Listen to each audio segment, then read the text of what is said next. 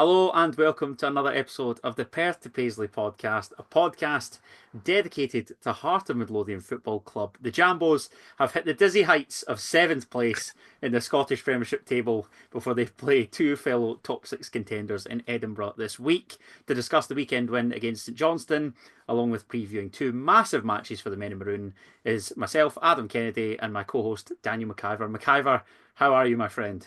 I'm doing good. I'm doing very good. Hearts are winning. I'm not sick as I always tend to You be at this sound stage of great. my life. Yeah, exactly. We're laughing. There's no antibiotics or anything. And we've got like the best striker we've had in years behind Shankland. So it's like and he's now turning up again after he's realised, oh, nobody else might be in for me. I might need to stay here. So I'm loving life. How are you? Yeah, good, mate. Hearts are actually a really intriguing and enjoyable watch at the minute, Yeah. aren't they? I It's a mean, weird this novelty. perhaps isn't the best case study in terms of a game, True. Yeah, that's a very but good point. Yeah. for the most part, yeah, you're going to games and looking forward to going to games. Like I It's can't wait weird. to go to Tynecastle on the night of release tomorrow night Yep. as we record. We're recording this Tuesday. Obviously, the game's Wednesday night against St Mirren, but yeah, I'm looking forward to going. Whether that will be the case come 10 p.m. I'm going to replay that audio as we get beat 3 nil. we'll soon see. Yeah. Um, but we are going to chat about obviously the weekend win against St Johnston on Sunday afternoon, and the only game that took place on Sunday. But before we do that, we really need to chat about the Saturday fixtures because there was some entertainment. I think what I'm best doing in terms of going around the grounds, I did look at kind of chronological order, and that was Mhm. decent. But ultimately, I've kind of shifted it so that it's gone from the worst to the best when discussing the results. Fair. So, rather annoyingly, Celtic decided to lose their second Scottish Premiership match of the season, Yeah. perhaps suffering from a European hangover, to our bitter city rivals, as Hibernian beat them 2-1 at Easter Road at lunchtime. Um, Aberdeen picked up a second successive win after they previously were hungry for victories. It's like London buses. They wait 15 games or whatever the hell it was, 14, 15 games, and now it's 2-2. They did leave it late, but their new striker, Ode Dabag, I Dabag think so. I think comes so. off the bench to grab the winner in a sole goal success over Kilmarnock at Pittodrie. A sole goal was also enough for Dundee United to return to winning ways against Wimmerswell, with Sam Dalby scoring against the Steelmen as they beat Motherwell 1-0 at Tannadice. Their city rivals, Dundee, took the lead up in Dingwall, but the Staggies eased their fears of the dreaded drop as Ross County came from behind to beat Dundee 3-1.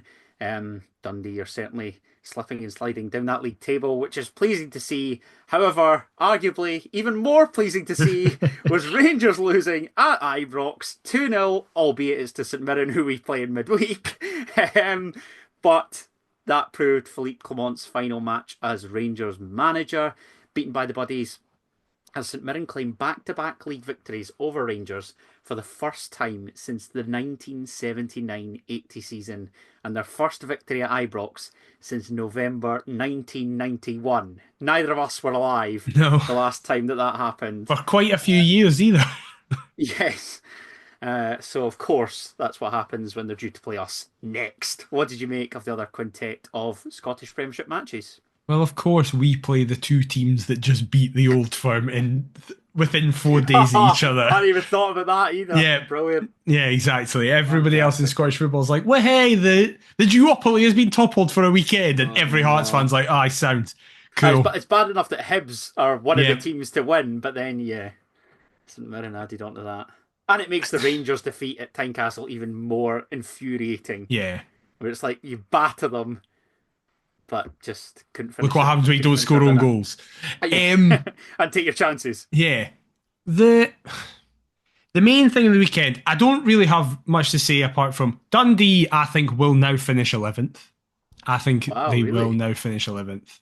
Because I just don't see, like, they look lost completely. They look absolutely lost. Um, I don't know what that means for Tony Docherty. I don't know if that means they keep him or. I know a couple Dundee fans that are just are. I think personally Tony Docherty's done a good job at Dundee, but Yeah, I think I think, given the slip and slide that they're on, they're not taken to the manager. I also think the Lyle Cameron situation, like, there's two ways to look at it, isn't there? Because obviously we lost John Suter on a pre-contract to Rangers, and he was fantastic. He was still class, throughout the remainder of that campaign. But his head's just gone.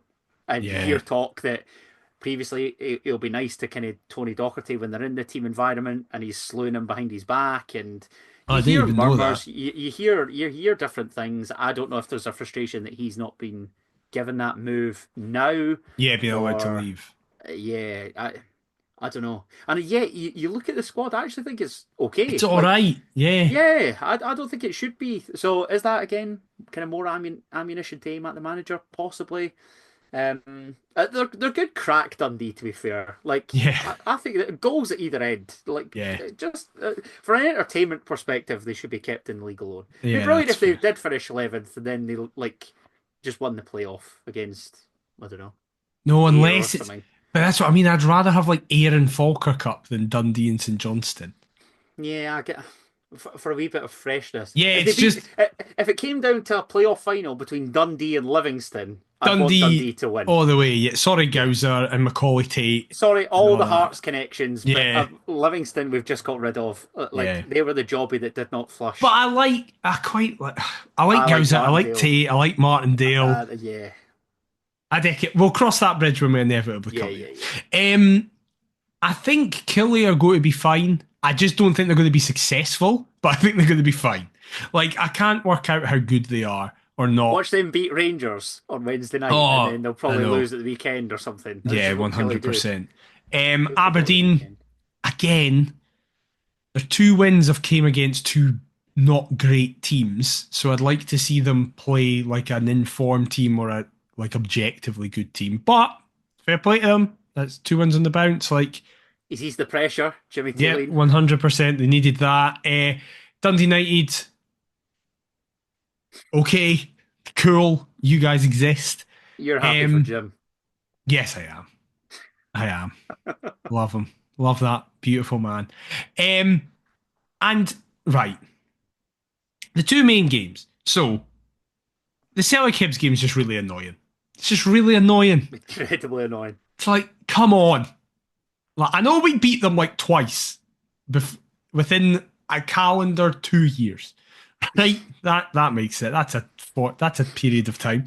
A season? Yeah, a season. I could have said away last season. It was last season. What? God, that feels ages ago. I know, it feels a lifetime ago. I was like, was it 2 seasons ago? No, it was last season. Right, we beat them home and away. So it's like, it can be done, but still really annoying when it's them.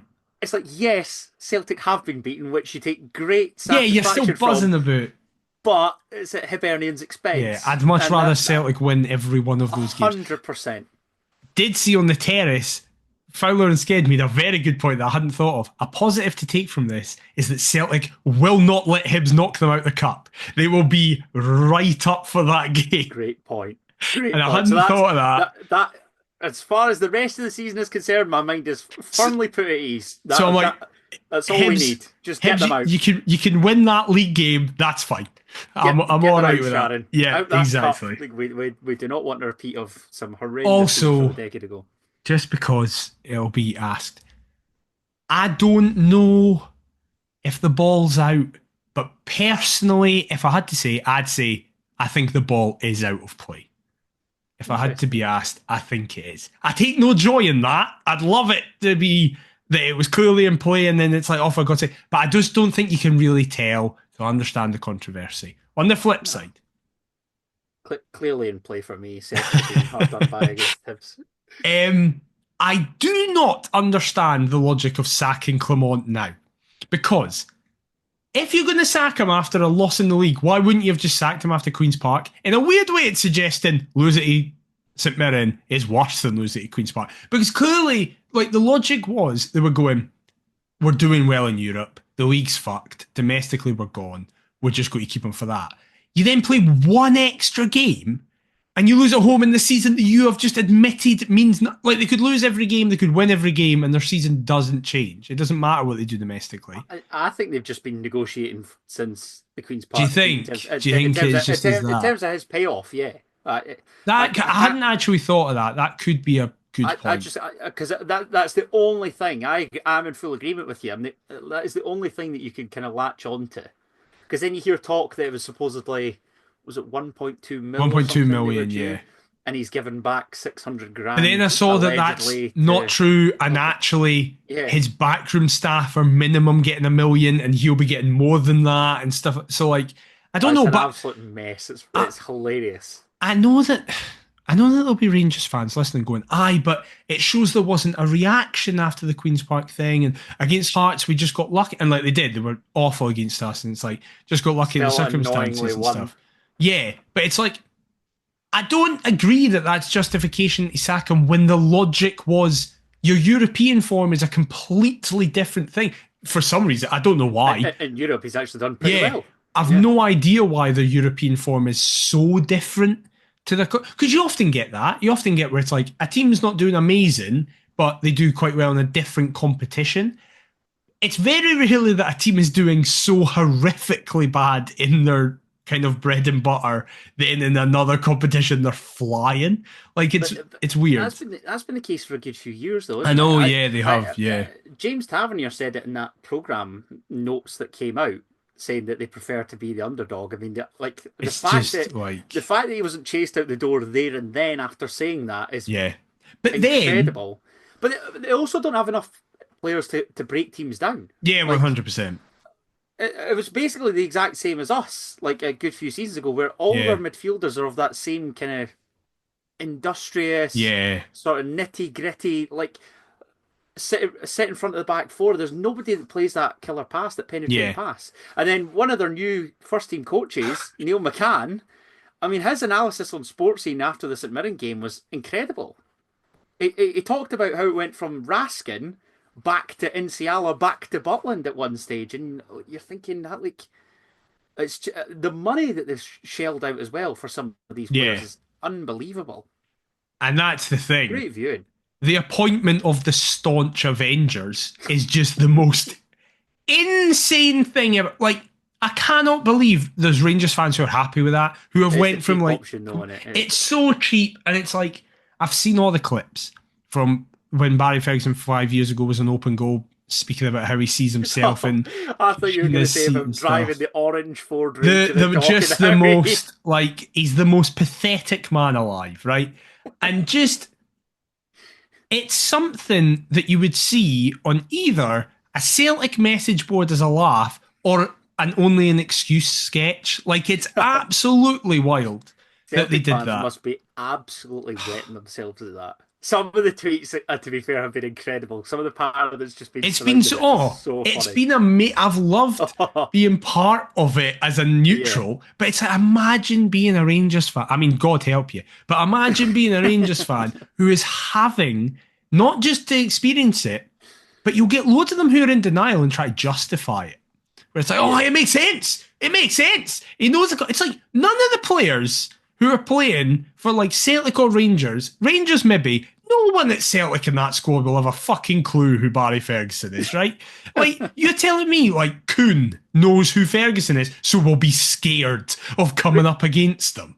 To be fair, Rangers players might, because they might read Rangers will column that Barry Ferguson slews them in on a weekly basis. But it's kind of like, even if they didn't, it'll be very apparent now who Barry Ferguson is, and Neil McCann and Alan McGregor. The Alan McGregor thing is, I think, tips it over the edge for me into funny. Like, it's just, imagine him. No, Billy Dodds. Billy Dodds is mad, though. 70. Billy Dodds just makes no sense to me, so I don't know how to react to that. McGregor's fine. McCann's the only one where I'm like, well, I can kind of understand that. Yeah. No, I would have put him in charge. I'm the guy with a 21% win ratio with Clyde and Alloa and stuff. This is the thing. Like, obviously, Barry Ferguson's record is appalling as a manager. But in some ways, Rangers have basically admitted that the season's a write-off. They're not going to finish lower than second. No. They ain't winning the title this year. To me, it does make sense in that they're then taking their time to appoint a successor. But Yeah, really, a caretaker manager makes all the sense. potential managers that could take it are unattached now anyway. So why would you not Yeah, just I appoint one of know. them? It's It must. so weird. It has to come down to money and basically what they've planned for budget wise for this season. That they're Yeah. not going to give Steven Gerrard, Russell Martin, Sean Dyche, whoever the kind I of need, weekly wage I until the end of the need, season. I need Sean Dyche in this league. But I love Sean Dyche, so I Yeah, I can't. like Sean Dyche It's as like, well. no, I can't have you becoming Rangers manager. Imagine that gravelly voice barking at No. James Tavernier on a weekly basis, I though. always felt like this is a massive tangent, but like 10 years ago, after Rafa Benitez left Newcastle, I always felt Sean Dyche was the natural successor. It's like, get him in, come on. Yeah, And to then go yeah, to I can Rangers see would that. break my heart. So don't do that, Sean. Stay at your wall, speaking about Who, woke nonsense and stuff who, like that. Stay there. who do we want it to be? Gerard, because then we can actually Gerard, beat them. yeah, because we just single-handedly ruined Steven Gerrard's seasons. Like, it's our thing. Even when we have the worst Oh, Hearts that'd be team good in fun. existence, we still beat them. So do that. And this like the league needs a little kind of boost in terms of It would also a be big a name to laugh. the league and a bit of interest. Like, But you say a big name, and it is, but it's now a name that comes with failure after failure after failure. oh yeah, that's what makes it so great. Yeah, whereas previously it was like, oh, it's Steven This is Gerrard, something new, and he's like, going in yeah. and he does well because he breaks 9 in a row. Now it's like, oh, it's the guy who can't manage anywhere else apart from Rangers, basically. Yeah, And that would be funny. and even then, like a league title, and that was pretty much it before he Yeah. pissed off to Aston Villa. Can people tell, by the way, that our game wasn't It's too riveting? yeah, absolutely terrible. What was I going to say? I was going to say something there when we were talking about Gerrard. I can't remember. It obviously can't have been that important, but I mean, if you're an onlooker, like it's Imagine being a outrageous Celtic just fan. what's Just happening. imagine being a Celtic fan. You'd be laughing. But thankfully we were laughing come the weekend. As we took on St Johnston, who for some reason we just beat all the time now. We just now have no and away. problem. It's wild. Ever since arresting that McDermott Park hoodoo, I think we've won every game there since. Went 12 years without winning, then 5 on the spin. Incredible. Neil Critchley named an unchanged 11, despite the Jambos being defeated 3-1 by that ruthless Rangers at Tynecastle. Craig Gordon remained in goal behind a back four of James Penrice, Jamie McCart, Michael Steinvender and Adam Forrester. Benny Beringame sat at the base of the midfield diamond with Blair Spittle on the left and George Grant on the right. Lauren Shankland at the tip, supporting teenage talent James Wilson and Elton Kabangu up front. Xander Clark, Callum Neuenhoff, Alan Forrest, Harry Milne, Lewis Nielsen, Sander Cartam, Musa Drama, Kenneth Vargas and Gerald Taylor on the bench for the Jambos. What did you make of the starting 11 and the squad selection? Completely understand why he went unchanged.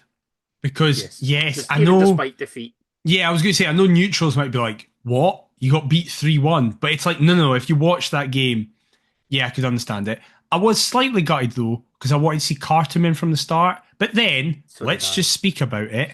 That's the what. Fuck anyone who wants to just blanket ban plastic pitches, but is like, yeah, that's fine. That tatty field. Yeah, just play on it. I can't believe that game went on. I cannot believe it. Is it just because it was picked for the telly? That's why it Probably yes. Probably yes. Yeah. Because now listen, I'm delighted it did. But easy for us to say now after we've won, but yeah. But yeah, just like unacceptable that that's in the top flight of a nation of any professional status. I'd love to know the leniency in terms of clashes that are chosen for television coverage when addressing the pitches, but even in recent memory, and I know that winter is harsh in Scotland, but I'm even thinking back to like the end of December. We had Ross County, which was an absolute mud bath up in Dingwall. St Mirren in the Cup wasn't great in terms of a surface either. Now we've got St Johnston. What must Sander Cartoon think? I'm coming here as a close contact dribbler, and he's like, I'm fucked if we're away from home. But what's happening with our clubs? Why? What is going on with the surfaces? Even it's so bad. Dundee sacrificed their pitch for a squad, and it proved beneficial. Motherwell have gone the opposite way. Why can we not find some kind of middle ground where it's like you invest just enough in the playing surfaces and just enough in the playing squad? And it's like, I've said... How short of money actually are our clubs? Yeah. I've said before that I don't like... I think Killy and Livingston's plastic pitches should be banned. Right? I think they're atrocious. But teams like Wraith, Airdrie, Stenhousemuir, Falkirk, they've got, their pitches are great. Spartans outside my window. They are all top quality pitches that if a game is played on them, it's an equal, good surface. So it's just, the idea that it's just a blanket ban is so stupid. But, going back to the team, I then understood why Cartoon wasn't playing, at least from the start, because it was like, yeah, okay. Can we just briefly touch on George Grant's comments?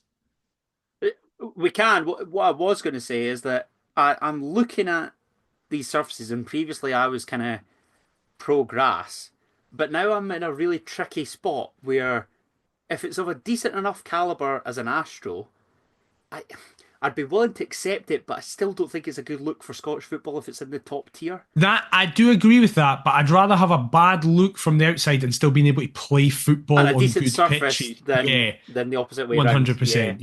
Yeah, I think I'm probably in that camp as well, to be honest.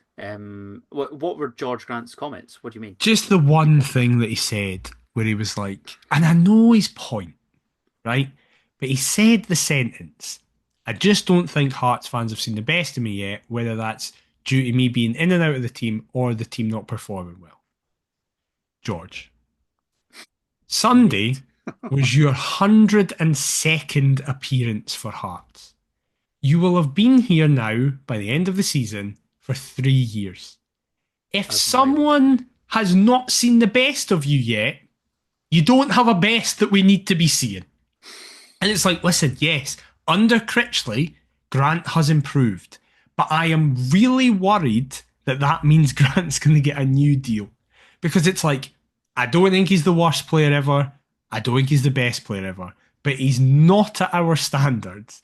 And saying that after you've played 100 games is wild. Mad. That is mad. But then it also came out that Neil Critchley was previously interested in him when he was at Blackpool as well. Yeah. So that then adds to the worry that he could be getting kept on. I think he will. I honestly think he will. There's a big point. I think my dad actually mentioned it after this game because of Benny and stuff, where the comments from previous clubs that Critchley was at, who were quite negative about him, but all of them had that little addendum where it was like, he does make players better in individual situations. I feel like our last 3-4 managers before that never really made individuals that much better. But I can think of Devlin, Benny and Grant off the top of my head that Critchley has made better in either the way he plays. I was going to say Devlin I agree with. George Grant, has shown flashes. Benny Bringamy, I'm interested to hear you say that. My logic is because I think Benny now, it feels like, I know in the last half an hour against Rangers, he just suddenly stopped being able to pass to a Hearts player and stuff like that. But I feel like Benny's last few games have been at such a level that we only saw a few times, like at his peak when we beat Celtic and stuff like that at the very start of his time and before his big injury. You could argue it's just because he's starting to actually be regularly available, so get minutes into his legs consistently. But I just feel like the system we have suits Benny really well. So every time he plays, I'm now thinking, okay, yeah, Benny's just going to be excellent in this system. And part of that is down to Critchley trusting him. So I'm just like, I'm glad we finally got a manager that seems to improve people. He's also pretty much seen out the duration of that St Mirren Cup tie on a bogging pitch. Yep. He's also seen the full 90 minutes here against St Johnston on not the best pitch. The majority of the Rangers game. Yeah, it's a consistent run in the team from Benny Bringamy as well, which is somewhat bizarre to me because if you're playing at the base of a midfield diamond, surely that's more running than if you're one of the two in front of a back four. Especially when the other one is Cammy Devlin, who does twice as much running as everybody else. He's been given a bigger workload, but we're seeing more minutes from him. I don't understand. I don't understand. I'm not this complaining about it. Heebie-jeebie kind of. Somebody put a spell on Benny Beningame all of a sudden. I'm not complaining about it because I know Absolutely we've not. literally not touched on the game, but he was outstanding. The best player on the park by a million miles. He was unbelievable. Absolutely incredible. And our first chance comes on 18 minutes from Benny Beningame, who basically just gives it on to James Luke Penrice, which is a common theme throughout the 90 minutes, I think. Penrice gallops forward down the left-hand side, slides it down to Elton Kabangu before he receives back from the Rocket Man. He crosses to the back stick. It's a deep one. James Wilson nods back across the box, does the right thing, but nobody's there. St Johnston clear, and the aforementioned George Grant blazes over the bar. James Wilson is one that I've seen a lot of. I was going to say stick, but I saw this one guy say that he didn't think that Wilson was all that good against Rangers and St Johnston. Like, I was about to come onto this podcast and say that I've been somebody who has not fully bought into the James Wilson hype this entire season, right? I've thought goal scorer, he just looks like somebody who's like, I'm going to hit this and it's going to go in. He's not. But I've never felt that like his all-round game was quite at the level for him to be playing as many minutes as he was. The last 3 games, against Rangers, he won everything in the air. Like, he was just winning everything. He was linking up well. Passes, 100%. And I thought the St Mirren and Rangers games were the highs, but I still thought he was really good. I can't believe that people are saying that he's not been that good. I thought he's been excellent the last few games. And I've finally been like, oh, I get it now. Yeah, where it is just he's fully ready. He's looking the real deal, isn't he? Yeah. Really By the way, I'm really sorry because I know that you're speaking about this chance, but you've missed out the most important moment in this game for me. How in 8 minutes is Sidibe allowed to just half Craig Gordon and they get a throw-in? How is that allowed to happen? I forgot about that. How is that allowed to happen? When I was taking notes. Gordon's holding his arm close to his chest like a makeshift sling, and they just have a throw-in. And I was like, it's happening again. Referees. I saw that Beaton's been given the derby. Can't wait for that. Nick Walsh on fire. Fuck me, man. The refs in this country. Oh. I know, you're saying this, but like, who realistically is a better choice? Is there a better choice? We need to get foreign refs.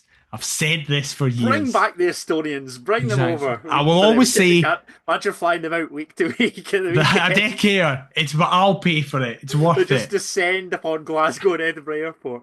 It's worth it. On a Friday night. Week up and then up for their game. Brilliant. Those officials against Heidenheim were the best I've ever seen. And that's in the tournament that UEFA don't even give a shit about.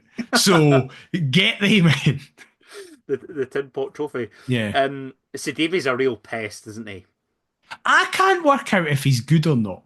Because neither can I. Because he is. I just think he'd be annoying to play against. Yeah, he's always there. He's fucking like he's stocky because he's wee. That's what I was going to say.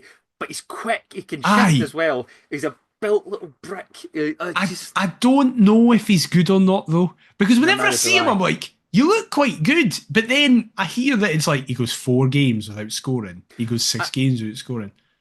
I do think when he and Kim Pioch were playing up together, they were a handful. I think he needs a partner.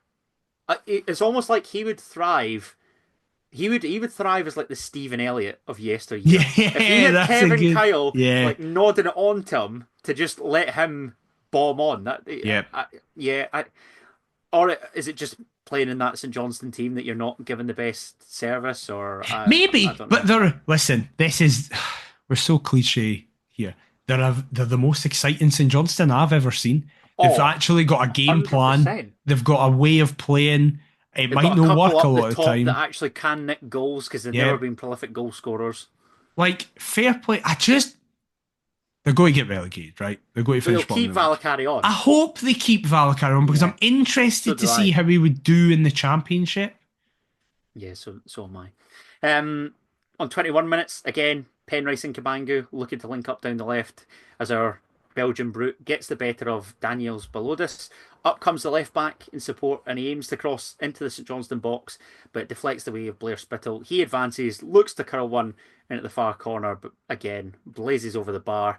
This was not Blair Spittle's best performance in a maroon shirt, I think it's fair to say. I think it's very fair to say. He's been going through dips where it's like he's not been at the form he was in kind of towards the end of 2024, which is ironic because we as a team have been in much better form. But I always say he never hides. And even when he's not having a great game, you'd really notice when he's not playing, if he's been subbed off. Stuff like that. And again, doesn't stop asking for the ball or still looks to play. Exactly. All it takes is for one pass to come off. Yeah. And yes, it is incredibly annoying when you see him try the same thing 5 times over. But ultimately, it could well, be the key to unlock James Penrice. So that's what I was going to say. The left or whatever. I'm fine with Spittle having like a 6 out of 10 game because it facilitates Penrice having a good game.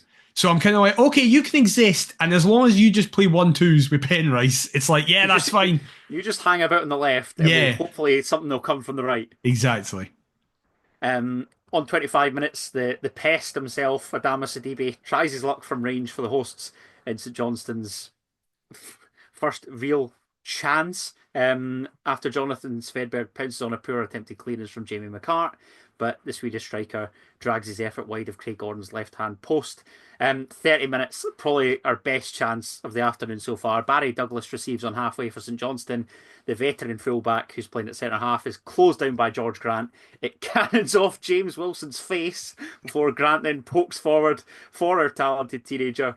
Wilson drives down the right-hand side, pulls it back for George Grant, who smashes towards the top corner, but it's actually a superb save from Saints stopper Andy Fisher to keep the game goalless. It's kind of an innocuous one in terms of you're watching the highlights and you think, how can Hearts possibly attack from here? But we work it really well, and it's just unfortunate. I don't think Grant can do much better than the effort that he shoves towards goal. Unless he goes across the keeper, but then if that misses, you go, just hit it hard straight at him and it would go in kind of thing. So he's damned if he does, damned if he doesn't. Exactly. 2 things to kind of mention in this. One, I really like that George Grant and James Wilson just seem to exist to try and score the weirdest goal possible, a la Kilmarnock, where Cabangu obviously scored it.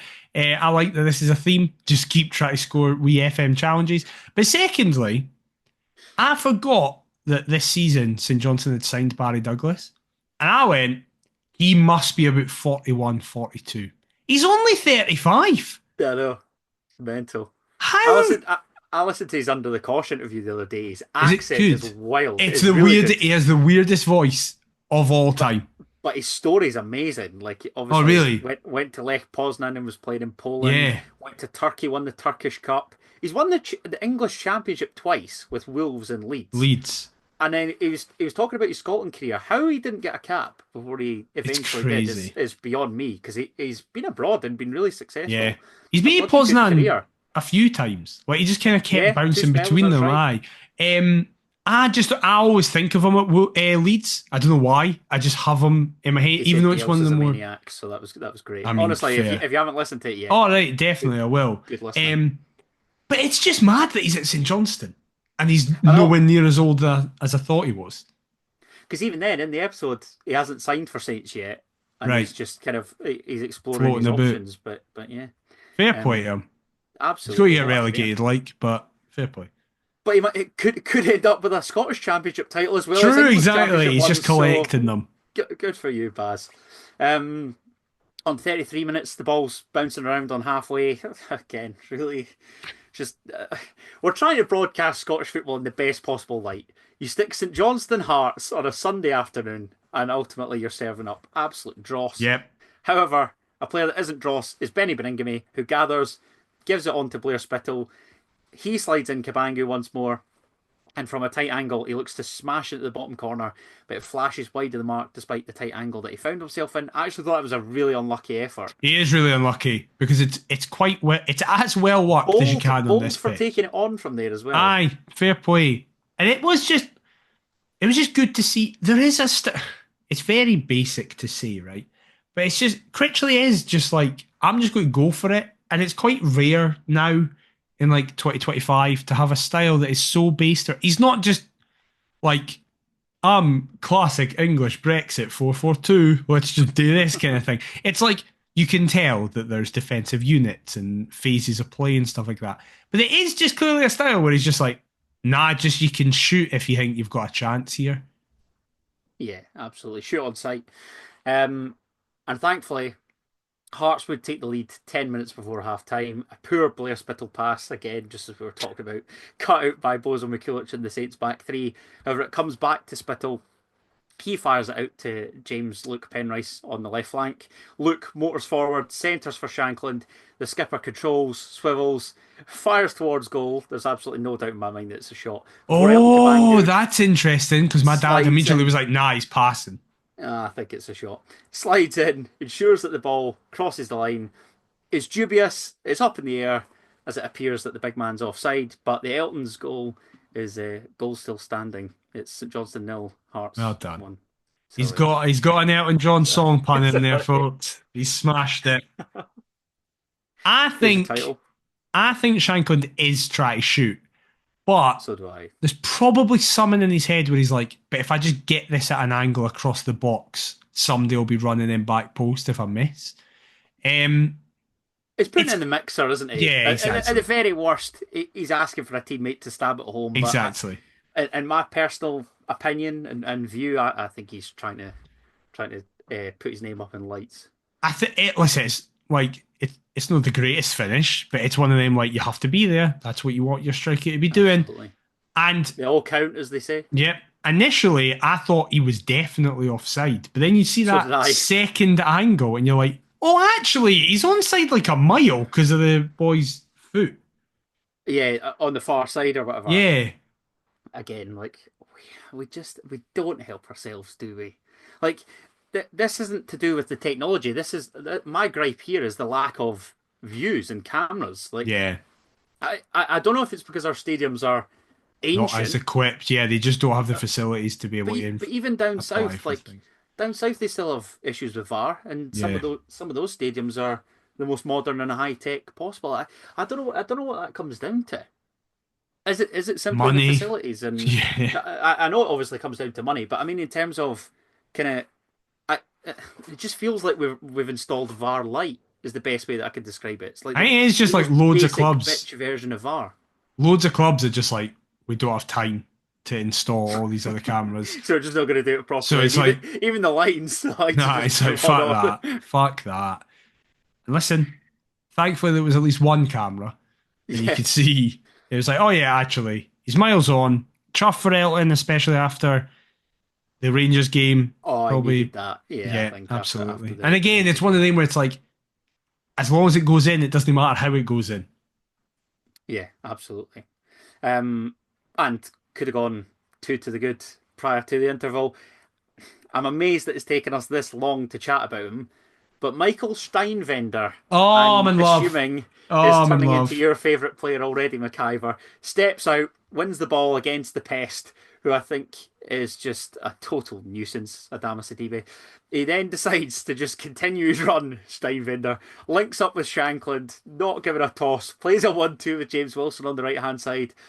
Spittle controls, and again, looks to curl one into the bottom corner this time, but Fisher is equal to it in the Saints' goal. It was all about Mikey Steinwender in this instance. What a guy. So, because I'm sad, I've found out some interesting things. That we have had 3 Austrians play for us, right? Flogel, Haring, Steinwender. They all are linked way more than just being Austrian. So Steinwender and Haring are from the same town. Right. Literally the same town. Not city, town. It's a tiny town. So they're both from Bonnyrigg. The equivalent of Bonnyrigg it is. It is the equivalent, right? Because it's near Vienna, but it's not. I'm going to get up this town's name now. I don't know. I didn't make a note at the time. Then, good, thanks. Tam Flogel, you go, oh, okay, that's interesting. There's not a link. Tam Flogel. The team that Haring has just signed for was previously managed in his only managerial time by Thomas Flogel. Oh, well, in Oh, yeah. 2015. Yeah, there you go. Haring and Steinwender were both born in Eisenstadt. There you go. That's where they're from. Eisenstadt? It's That name? near Vienna. Eisenstadt for anybody that Yep. can pronounce it. I've gone for Eisenstadt. No This idea is if it's it. right or not. It's this 90 minutes. Falling in love. I'm just like, yeah, you're a big Unitian Austrian man who can pass. That's all they've been. They've all been that. And I love that we've just got an Austrian archetype. And I'm just Austrian going for ball it. players just come on Yeah. down. He's so. I know this isn't the thing we're speaking about, but his involvement for the goal is the reason we score. The second goal. And just. It's a great ball, to be fair. He does just seem. And I said this when he joined with his first interview. He seems so arrogant. And I love it. Where he's just like, I'm class. Like, I should be here. I'm actually better than you, but it's fine. I'll be here for 2 years and fuck off to somebody better. And I'm well on board for this. He's so good. He was doing that on that pitch. I can't wait to see him at Tynecastle tomorrow night. Just an absolute maniac. I love him. Yeah. God bless Jamestown. Because I know, we would exactly. never found him. We would never have got him if we had found him. No. Even yeah. Is he one that we can make some money on? Obviously, you're saying there that you think he's class. I used to think that it was like an arrogance, but it might just be confidence. There's a fine line between confidence and arrogance, and I'm fine with whatever way he wants to step over that. Because it's just, I am somebody who just never gets too low as everybody else, but gets so high on everybody. I'm like, everybody that's vaguely good is the best player ever, and that's how I enjoy my football. So Michael Steinwender, welcome to the Ballon d'Or nominees in 2 years. Cannot wait. First centre half since Cannavaro to win it. Let's go. He's got one assist and played two forward passes. I'm high on hearts or high on Austrian ball players. Exactly. I did drink. I did anything. This is how I get my kicks. Austrian footballers. Ilton Kabangu's goal was the difference at the break. However, at the start of the second half, Hearts very nearly doubled their advantage. 48 minutes, probing move, patience, several players involved. Blair Spittle and George Grant initially linking up on the left-hand side before Spittle slides inside to Shankland. It was shite the first 10 minutes. Slides and shite. A back heel from the skipper finds the aforementioned Grant. He exchanges a few passes with the overlapping James Luke Penrice, who centres for our number 9, but it's actually a good block from Mikulich to deny him. Shankland was involved in all the action. Yeah, he was. He was really, really good. Really good. He's benefited from being in this number 10. That means he doesn't have to run in 100%. Any way. I kind of said it last week, in that, are we starting to see it? Like, you wouldn't want to see him taken out of that 10 position. Nah. Do you think we will veer off from when Devlin comes back? Matches? Yeah. When Devlin comes back, he's obviously missing. We found out today he's missing for tomorrow night as we record. For the derby, if Devlin's available, you have to play Devlin and Benny. So therefore, you kind of have to back into a 4-2-3-1 or whatever. And I guess so. Yeah, you could play a 4-2-3-1. Yeah, you could play a 4-2-3-1. I was just thinking about like the 4-2-2 or 4-4-2, whatever you want to call it, that Critchley's played. You could do a 4-2-3-1 with Ellen in behind, with Shankland in behind Ellen. Harsh on a Wilson, because you're probably going to drop him over. But he needs to. He can't just keep playing every game though. Yeah. Yeah, he needs to have time to drop out. The derby would be a good game to take him out, because then he could just come off the bench and score again like he did. Yeah, I was going to say fire us in front. That would be even sweeter. Yeah, exactly. If you can manage that. But yeah, Shankland is another one that's really benefiting from this system. However, on 53 minutes, St Johnston would haul themselves level through the pest. Svedberg is forced back to Mikulich on halfway, who finds Sven Sprangler, not an easy name to say, in the middle of the park. Graham Carey then flicks on for Adama Sidibe as they work it out to substitute Stephen Duke McKenna. He pulls back for Graham Carey to cross a lovely left-footed floater to the back stick before Sidibe dives to header home and net the equaliser. St Johnston 1, Hearts 1, and yeah, the pest proves a real nuisance for us. Adam Forrester, man. Taylor has to just play every game from now until the end of the season for me. Not only does he not stop the cross, he's the reason the whole move is even a thing is because that initial pass that goes out to the outside, he's not marking that guy at all. He's come into the middle, he's like tucked in. It's like, no, that what it does is show his inexperience, which I'm not going to blame him for, but I'm still going to blame him for like not being present in a move. I don't think you'll have it as a highlight because it wasn't that big a goal scoring opportunity for them. But about 2 minutes after they scored, they swung in another cross and like had a chance. And that was Forrester not stopping the cross again. Now, it's a good finish, as you say. It's also a good ball because it's like one that a keeper can't come for and stuff like that. That other cross, was that not the one that Sam Curtis should score? Oh, sorry. No. Well, then there's three. There's another one that Forrester, again, it doesn't really lead to much, but it's another ball into the box that could be something. You get away with it, yeah. And it's like, I just don't think he's currently ready. I don't know if he ever will be, but it's like, go and just get Gerald. I mean, Gerald Taylor should be suspended for us just now, but he's not. And I'll take that. I'll take that. So just play him. It's a good finish. Should we just talk about that challenge? Aye, because that's a red card. Brush over the rest of the highlights. It is in the way that he tackles, but he does win the ball. If he mistimes that by even a split second more, then 100% it's a red card and nobody can argue. It's like the boy's going nowhere and you've lunged in off the ground 2 feet stud show. He should have been sent off at Dens earlier on in the season as well. Like he needs to calm it. Needs to work that out of his game. You can get away with that in bloody Costa Rica and in South America. In these foreign lands in Scotland, that ain't going to fly, mate. It's just, I couldn't believe he only got booked for it. So that's me. But apart from that, I'd still have him starting over Adam Forrester. Yeah, we'll start him in the Edinburgh Derby. Exactly. The most fired up and kind of high pressure clash. Hey, in fairness, so far he's just not getting sent off for some reason, so it's fine. Just hope he smashes Nicky Cann a couple of minutes in, and that'll do us. From the equaliser, though, St Johnston grew in confidence. Could have easily turned the game on its head with a chance that we kind of brushed on there.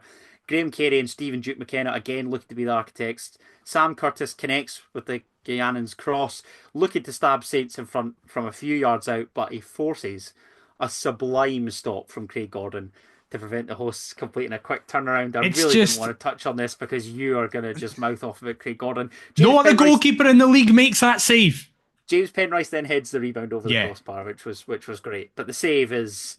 It's unbelievable. And this is why I'm so torn on Craig Gordon, because it's like, yes, he does have these tetchy moments, but he's also got that in a lot. He does that. And I cannot be arsed with lazy stereotypes of people going, nah, it's just right at him. Good goalkeepers get into positions where it's right at them. And he knows to make himself bigger as well. The arm that he sticks out is not coincidental. He even touched on that post-match. 100%. So I think that's very harsh. It's an unbelievable save. I still don't think it's the most Craig Gordon sentence ever, because if that's any other keeper, that's the best save. I still think his one against Motherwell last month was better. The one right at the death end. That's flicked onto him, and he celebrates it like a goal, basically. I still think that's better. But the fact that you can have those two saves within a month of each other, and folk are still like, should we drop him? It's like, no, we shouldn't. I'm still. No, we shouldn't. I'm still teetering. But what I was going to say is that that's mad. You'd probably have to ask him. But the fact that he celebrates the Motherwell save more would suggest that he deems that more impressive. Yeah. But it's like the definition of a match-winning save, because within a minute we're then ahead. Exactly. Up the other end on 56 minutes, Hart showed Saints how to finish with Elton Kabangu displaying a killer instinct. Absolutely mental that he signed last month and is our season's top scorer. I don't think people realise just how wild that is. He heads Craig Gordon's kick forward.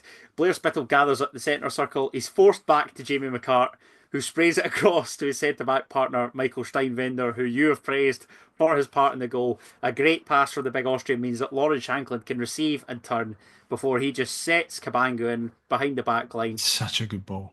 The big Belgian brute just lets the ball do the work, hammers home in front of the Hearts fans as the Jambos retake the lead. St Johnston 1, Hearts 2, and it's 7-7 for the Rocket Man. What a guy.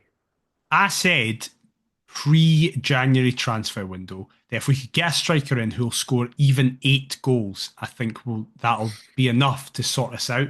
And he scored 7-7. Could equal it on the night of this podcast going out. Yeah, it's absolutely wild how well he's done, and the amount of And I'll stay off him first goal from now on. I will stay. Yeah, exactly. I'll stay off it. Fuck off. My old man was on it, 6-1. But yeah, sorted. But no, you. No. The fact that he's just getting braces all the time as well. It's like such a rare thing for Hearts strikers to get. Just goals are rare things for Hearts. I know exactly. Nobody could have predicted how well he'd slot in. And again, said it earlier, like if this is the quality we've got for a January window with Jamestown. I'd love to see the work that they're doing for the summer. It's getting me really excited. I mean, that is kind of the last thing to speak about in the game because nothing else really happened apart from Taylor's. Thank God you said it. Yeah, apart from Taylor's challenge. But it doesn't matter. The only thing that mattered with this week ahead was that we go to St Johnston and win, especially with basically every result the day before going against us and all the teams around us picking up points. We just had to win. And it wasn't our best performance. I think St Johnston passed up a couple golden opportunities. Obviously, that save from Gordon with Curtis. They also had 10 minutes from time when Graham Carey basically gets muddled up and tries to flick a free kick home from a couple of yards out, but thankfully trickles past the post. Dre Wright's goal's offside, by the way.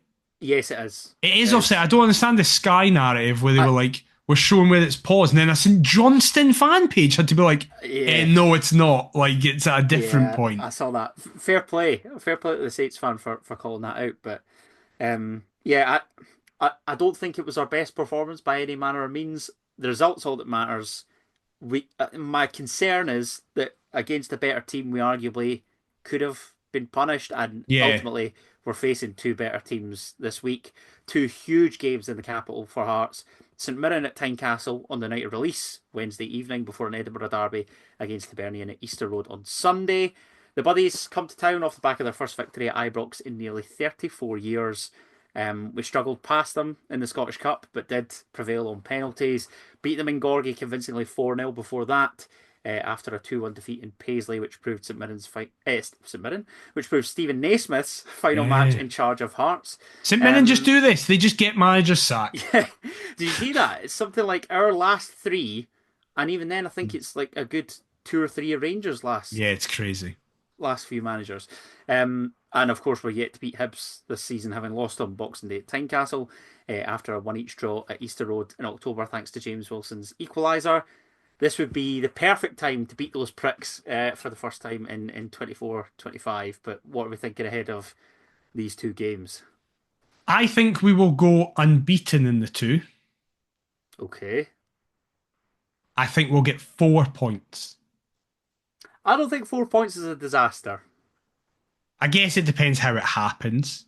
No one will care if the 4 points are us drawing at St Mirren and beating Hibs. No one will give a shit. 100%. It'll be like, who cares? Which is exactly why yes, to draw in the derby would be disappointing. It's obviously not a defeat. We'd like to win the game to ideally catch up with Hibs, but I don't think either way in which you spin it. Yeah, a draw at home at St Mirren is not the best result, but if we beat Hibs at Easter Road, you're right, nobody will give a shit. And vice versa, if we beat St Mirren and Hibs are on a really good run just now, which again, they travelled to 4th place Dundee United. You wouldn't be surprised if they kept that going in midweek. I think, though, putting me on the spot, we will beat St Mirren and draw with Hibs. I think we'll win 2-1 against St Mirren. I think it'll be tight again like it was against St Johnston. And then I think we'll draw 2 each Easter Road. Wow, a Desmond in the Derby. It's finally going to be an exciting game of football in the Edinburgh Derby. 2-2. I don't think my ticker could take that, to be I know. fair. I just think Hearts and Hibs are so comparable this season. It's crazy. I can't remember a time where we've been this similar to each other. So far, our seasons are separated by the Derby. There's 4 points between us, and it's the 2 Derby results. That's mad. I hadn't even thought about it like that. Like, that's the only differences between us are the Derbies. So I think another draw could happen where it's just like, yeah, we're similar. But I wouldn't be surprised at any result. I wouldn't be surprised if we go there and win, because we're on really good form just now. The last time we played them, we didn't have Cabangu, we didn't have Steinvender and McCart, and definitely. I will caveat. Actually, I hadn't thought about that. I will caveat all of this. I think if Devlin is not available for Sunday, we won't win that game. We might draw, but I don't think we win without Devlin. I think he's that key to us in a derby. But I wouldn't be surprised. Still leaving a minimum of 4 points. Yeah, I wouldn't be surprised if we go there and win. I, of course, wouldn't be surprised if they won, considering the run that they're on. And in the most Edinburgh Derby way ever, I wouldn't be surprised if it was a board draw and nothing happened after. It's like, it's the 2 most informed teams and we're all going for it and nothing happens. What about you? It's tricky to nail your colours to them. Like, we obviously want Hearts to win the derby, but yeah, I don't know, man. I would absolutely take getting beat tomorrow night and winning in the derby. It's like, I don't care. That would just be funny. Something tells me that we're more likely to win at the weekend than we are against St Mirren. I don't know why. I just think St Mirren are so hot and cold, and yet right now they're enjoying that. They're going to be on such a high. Exactly.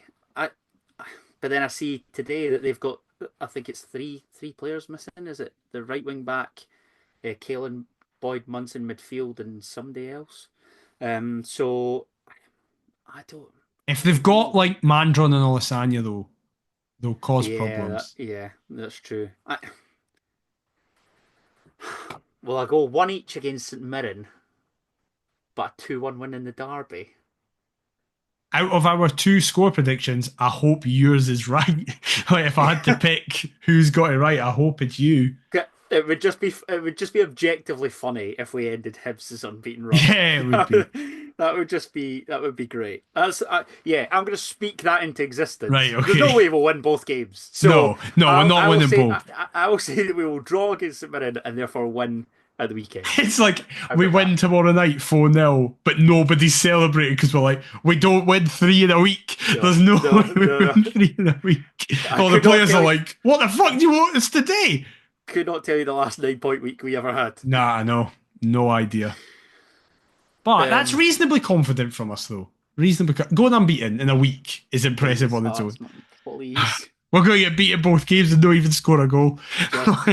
Beat those bastards. That's all I want. Before we go, we're going to end with the quiz. You have a true or false, a normal question, 2 multiple choices, and the who am I.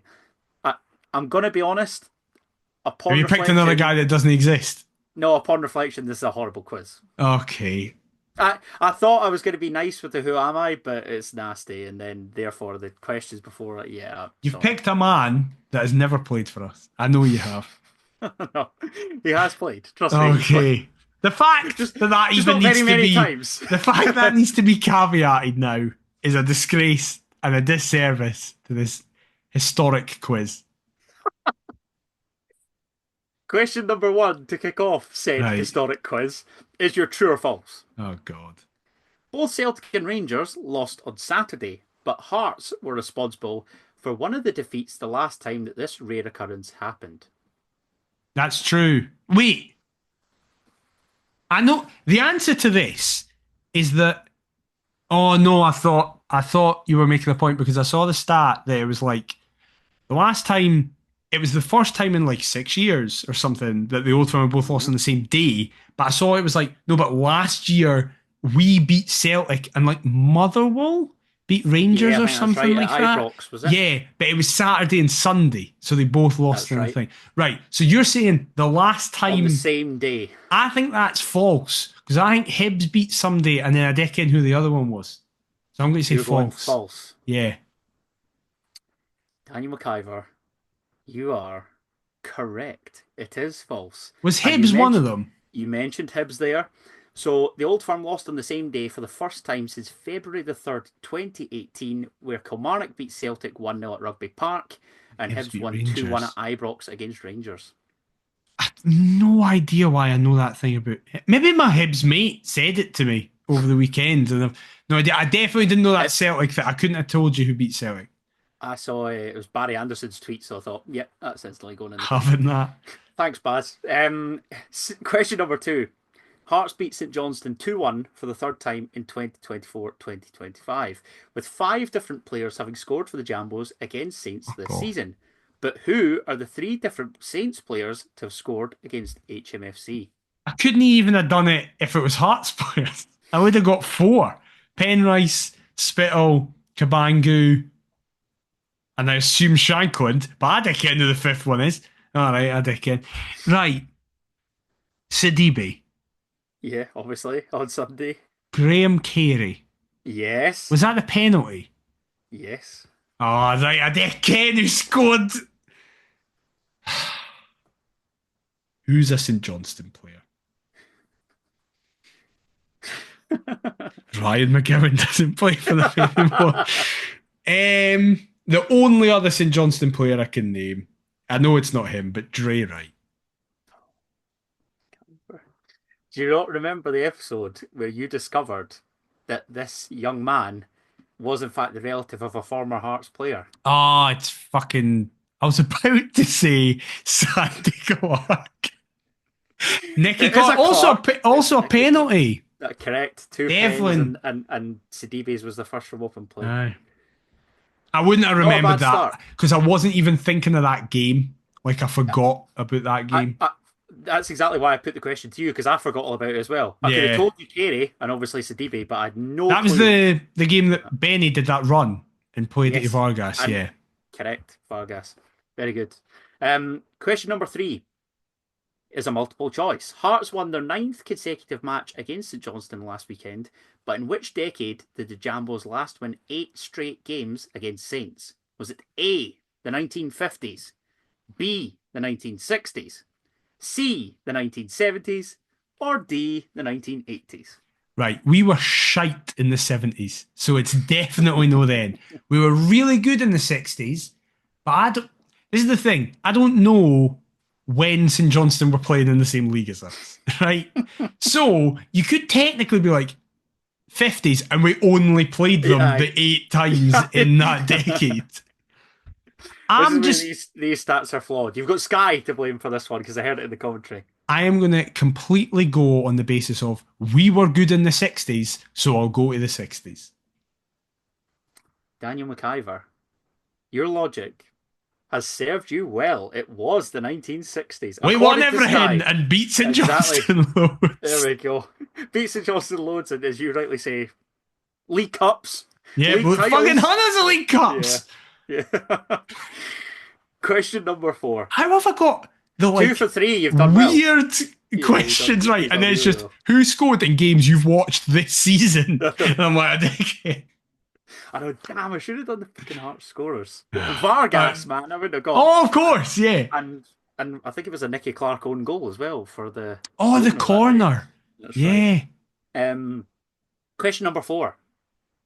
You're not going to like this one. Hearts midweek opponents, St Mirren, were victorious at Ibrox for the first time since the 23rd of November 1991. You asked me to name goal scorers then, I'll kill you. The Jambos were also away from home that day, but who did they beat in a sole goal victory as John Robertson grabbed the winner? Clydebank. Was it A, Aberdeen, B, Airdrie, C, Dunfermline Athletic, or D, Dundee United? I'm not going to think about it. I just hate the scumbags. I hope it's Dunfermline. Airdrie, you go. Oh no, I hate Dunfermline with all my heart. So I hope it's Dunfermline. Yeah, it's a team that begins with D. It's Dundee. It's Dundee United. Right, fair enough. I mean, that season. That's the most stab in the dark question I think I've ever had. That was horrible. Absolutely horrible. How did you? Why did? What made you pick that? No idea, just because I thought it was unique. Like It's like, oh, 23rd of when was November that kind 91. of thing? Yeah. Yeah, aye. That season though, I obviously went on to the Hearts wiki. Like they do Yeah. the 91 to 92 Aye. Hearts season. Hearts were unbeaten from my dad's birthday, the 26th of October, until the 11th of January. 15 league games without defeat, which included beating Celtic at Parkhead. So what a time to be alive. And we still won fuck all. Correct. As this club can only do. Yeah. That's the most Right. us stat Yeah. ever. Two Go derby draws, but somehow beat Celtic at Parkhead. Like, no worries, 50 lads. unbeaten. They lose the derby. Go to Parkhead. When did we finish that season? Probably fifth. Absolutely no Something idea. like that. I'll search that when you're when you're doing this to Anna. Right. I was signed alongside and loaned out alongside a Heart of Midlothian legend of the same nationality as me after initially impressing on trial. I made my first team debut and first Tynecastle appearance against the same team, as Hearts were knocked out of the Scottish Cup away from home and beaten in a league match at home. I voiced my displeasure at the lack of reserve league football whilst in Edinburgh as I tried to break into the Jambos first team. My last game for the club, of which there were few, was the first game in the return of a legendary manager's second spell in charge of HMFC. I returned to my homeland to play football, where I'm still playing to this day, with Thailand the only other nation I've played in. Who am I? Right. This guy is Lithuanian. That is what I'm going with. Okay. I'm assuming the manager is Jeffries.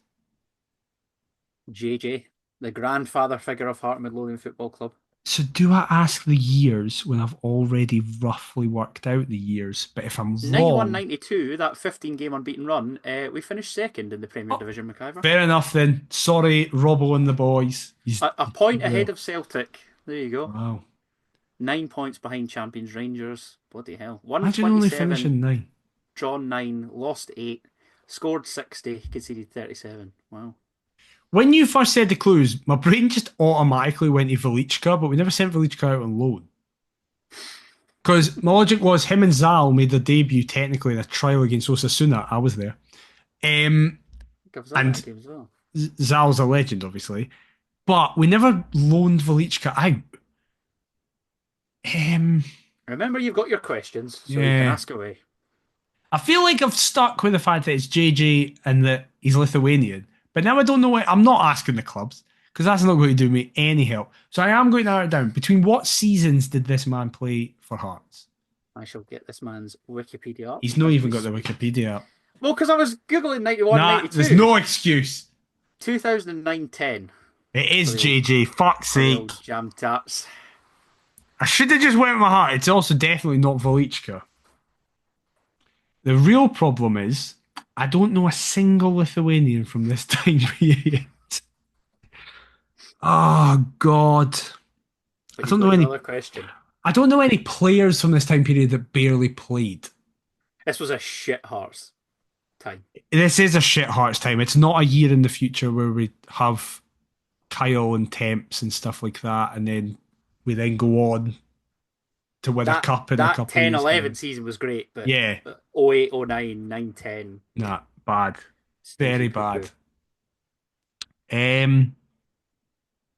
I'm almost tempted to just make up a player and just see if I get it right. You're not going to ask the other question. I'm thinking of what the other question could be because I'm not. If I then just ask nationality and they say Lithuania, it both doesn't help me and I've wasted the question because I don't know any other Lithuanians. Did I just ask position? Aye. What position did this man play? According to this one's Wikipedia, he's a left winger. I don't fucking know. Who was at left wing in 2009? I have. Andy Driver. Yes, but I know it's not Andy Driver. You asked who was at left wing. I mean, in terms of like credible people, it could be. Answer the question. Right. Think about this fucking logically. GG, who would he bring in? I don't know. Got him. Was Billy Brown still a part of him in 09? he come?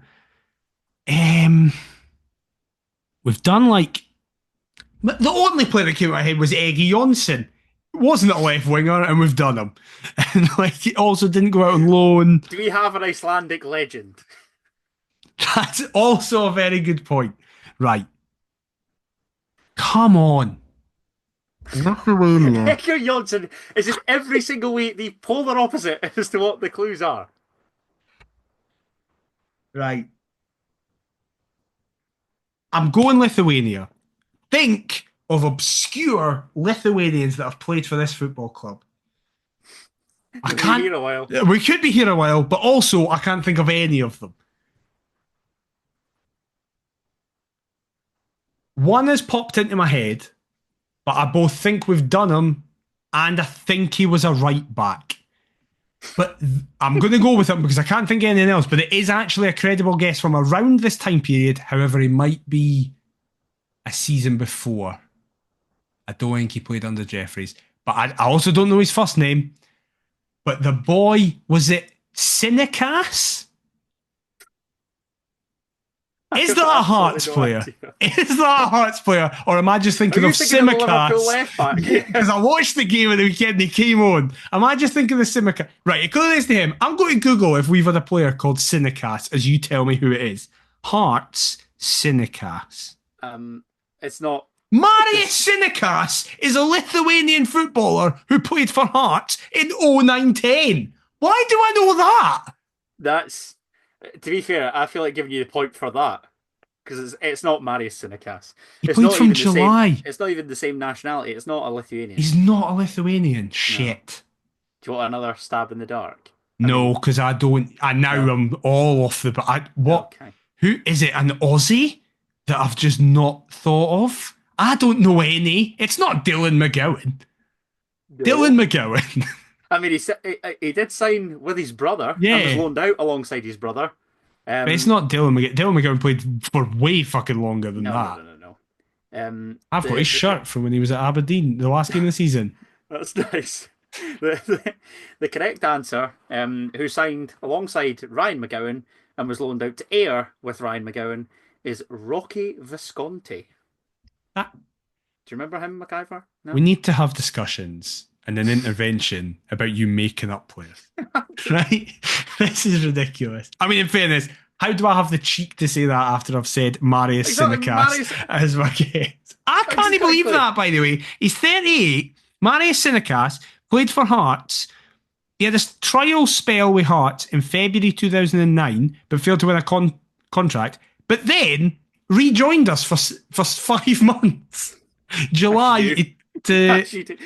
He was then. He must have then been farmed out back to Kaunas. He did go. Can I just say, for anybody that's still listening and hasn't yet checked out Romanov Zara Hearts, get on that. Incredible, the podcast on BBC Sounds. This boy would have been class to do this week because he made his debut in a 1-1 away derby draw. That's annoying. Well, he was a right back. Why do I know this guy? my kind of thinking was I was tempted to do Ryan Stevenson. Rocky Visconti, did you say? Yes, and he was used as the make weight for Steve-O to sign from Ayr. He and McGowan were loaned out to Ayr. This man, Rocky Visconti bloke, and sorry to cut you off, Visconti's final game for Hearts, his final of 2 or 3. It was away to St Johnston in Jim Jeffries' first game back in charge. So I thought that was quite fitting, quite apt. This man is a Minecraft character. He's got the squarest face I've ever seen on a human being. That is wild. Fair play to him. The jawline is ridiculous. I've just found a photo of him in the Yukio Bancast kit with a collar. I mean, I love how Rocky Visconti has just been discarded here. Who cares? By McIver's obsession with some Lithuanian I've never Sinekas. Marius Sinekas. Do you want me to read the personal life of Rocky Visconti? On the 9th of April 2010, Visconti was robbed at knife point by a gang of 3 men near Fountain Park in Edinburgh and was robbed of £300. Right, well now I feel really bad about caring about Marius Sinekas way more and commenting on his square head. Sorry, Rocky Balboa. Yeah, I know you think with that he'd take them all on, Yeah. but no, I imagine that was a very troubling and traumatizing moment. My thoughts go out to you even now. This guy's still playing. Plays for Cumberland United in Australia at 34. Same age as Barry Douglas because he's 35 in April. Wow. So Cinecast just retired last great. year. There you go, reminiscing with legends. Can we do Cinecast now? Because we're basically Just do it next about... week. Yeah, I'm exactly. not gonna get it right anyway, You will so... not remember Marius Cinecast. There is no way. It's not even that. I might remember him, but I'll definitely get the true or false wrong. Yeah, and I'll that's almost true. certainly get a multiple choice wrong. So That's you'd be as true. well just getting him out the road now. I'm slightly worried that Why? I remembered a man called Cinecast who made 4 appearances for us. You need to touch some grass. I do. Yeah, I really do. yeah, But then I yeah. don't get really fucking obvious ones. I don't remember that Nicky Clark scored against us this season, man. Whose fault's that? You didn't even know that it was Sandy's boy. No, I didn't, in fairness. I didn't. I just keep my bear You and the thought that was a Lithuanian. joke amongst the Hearts fans. Yeah, Like, I no, did. That is his actual son. Why has he never played for us then? I don't know. It's too romantic. It's like Yeah. it's amazing that the amount of sentimental shite that this club does. You'd have thought You that they thought would have that given would have been it. Sandy's boy a Exactly. contract. But we did. Especially because it's like he's clearly been good enough to play in the league for like a decade. Is it like I don't know. Was Sandy Clark in charge really that bad? But They it's just the idea traumatic. of giving Nicky a contract. Just like, nah. Sandy Clark was one of my dad's favourites. What a Yeah. guy! Like, it's fair And play he's to a him. lovely man. He's a really Good. nice guy. I hope I'm we get him glad. on the podcast when his management career's eventually done. Yeah. I think we'll get him on. And I hope Rocky Visconti isn't getting robbed at knife point anymore. Absolutely not. That's nothing to joke about. And Marius Cinecast is just loving life, wherever he is. If he's even chilling. alive. He's Who knows? definitely he's listening to Romanov Zara Hearts, probably just chilling on a beach somewhere. Hoping for a Whiskey mention. Yeah. But who knew he'd get a mention in Perth to Paisley? There you go, Marius. What dreams are Exactly. made of. Well, we do hope you have enjoyed this episode. If you have, please let us know on your podcast platform of choice. A review there massively helps us out. If you've been watching us on YouTube, a like, comment, and subscribe also massively helps. Perth to Paisley on all the socials. Perth to Paisley at gmail.com if you want to fire us over an email. Adam, where can they get you on all the socials? You can find me traipsing through Air United archives to find if Rocky Visconti existed at Adam T. Kendo. And what He about your good didn't. self? He just is a Minecraft character with a square head. And honestly, you should have picked Cinecast. That's the important thing that we've Oh, yeah, learned from sorry. this. Sorry, mate, I didn't tap into your mind and choose your Who Am I for you. I'm I glad forget that you're. If I was a mind reader, I'd still be doing this fucking podcast and nothing else. I'm glad that you're humble enough to admit your fault. We will be back next week after a huge week for the club. Hopefully, lots of goals and victories to discuss, and hopefully not another non-win in the derby. But until then, we'll see you next time. Bye-bye.